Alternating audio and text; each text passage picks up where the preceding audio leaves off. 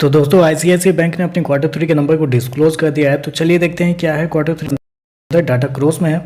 तो देखिए पिछले क्वार्टर में कंपनी 47,714 करोड़ के आसपास का रेवेन्यू जनरेट किया था।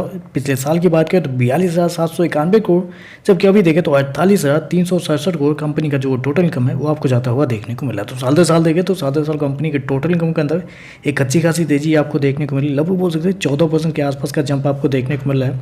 वहीं अगर क्वार्टरली बेस पे जाते हैं तो क्वार्टरली बेस पे कंपनी के टोटल इनकम अंदर लगभग 2% के आसपास की तेजी है। तो कंपनी का टोटल इनकम देखें तो आपको साल दर साल क्वार्टर क्वार्टर बढ़ता हुआ देखने को मिल रहा है। चलिए कंपनी के इंटरेस्ट इनकम को देखते हैं। तो पिछले क्वार्टर में कंपनी 40,537 करोड़ जनरेट किए थे। पिछले साल 36,694 करोड़, जबकि अभी देखें तो बढ़ के 41,299 करोड़ आपको देखने को मिला। तो साल दर साल क्वार्टर क्वार्टर कंपनी का जो इंटरेस्ट इनकम है वो आपको बढ़ता हुआ देखने को मिला है इस क्वार्टर में। चलिए कंपनी के एनआई की बात कर लेते हैं, क्योंकि मेरे पास मार्केट रिपोर्ट बहुत सारे जो कि आपके सामने आ चुके होंगे।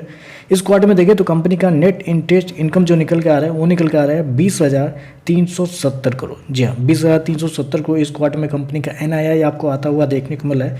जबकि मार्केट का अनुमान था कि मार्केट का जो एवरेज अनुमान निकल के आता है वो निकल के आता है 20,618 करोड़। तो आप कर सकते हैं जितना मार्केट का अनुमान था उतना ही, उसके आसपास या उतना ही आप कर सकते हैं, इनलाइन कर सकते हैं। इनलाइन कंपनी का एनआईआई आपको आता हुआ देखने को मिला है, तो जो कि एक अच्छी बात है। चलिए खर्चे की बात करते हैं। पिछले क्वार्टर में 30,990 करोड़ खर्च किया था। पिछले साल 28,068 करोड़, जबकि अभी देखें तो कंपनी का खर्चे 31,481 करोड़ आपको देखने को मिले। तो खर्चे भी देखें तो खर्चे भी कंपनी के ठीक है, कंट्रोल में ही आपको देखने को मिल रहा है। चलिए कंपनी का प्रोविजन क्या निकलता है वो देखते हैं।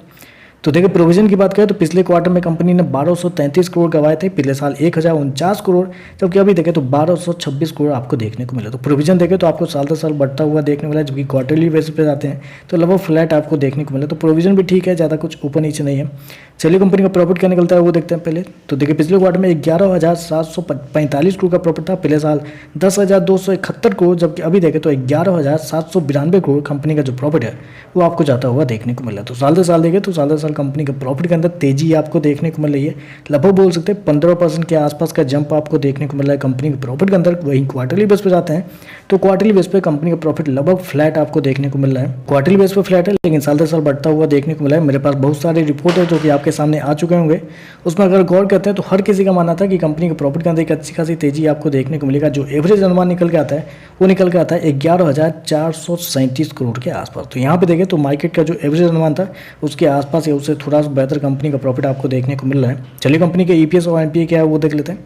तो ईपीएस की बात करें पिछले क्वार्टर में 16.5 रुपये, पिछले साल 14.5 रुपये, अभी भी देखें तो 16.5 रुपये के आसपास आपको देखने को मिला है। ग्रॉस एनपीए की बात करें तो 2.30 से गिर के 1.96 आपको आता हुआ देखने को मिला है, जबकि पिछले क्वार्टर में 1.97 के आसपास था। जबकि नेट एनपीए देखें तो 0.44 से गिर के 0.42 आता हुआ देखने को मिल रहा है। तो ओवरऑल देखा जाए तो मेरे हिसाब से नंबर टोटली आपको इनलाइन आपको देखने को मिला है। कोटक के भी नंबर आए थे टोटली इनलाइन थे, लेकिन शेयर के अंदर 10% के आसपास की तेजी देखने को मिली थी।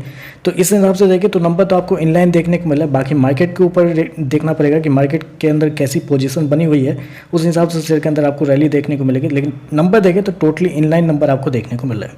तो चलिए बस आज के लिए बस इतना है। वीडियो पसंद आए तो लाइक कीजिएगा, साथ में साथ चैनल को सब्सक्राइब जरूर कीजिएगा। धन्यवाद।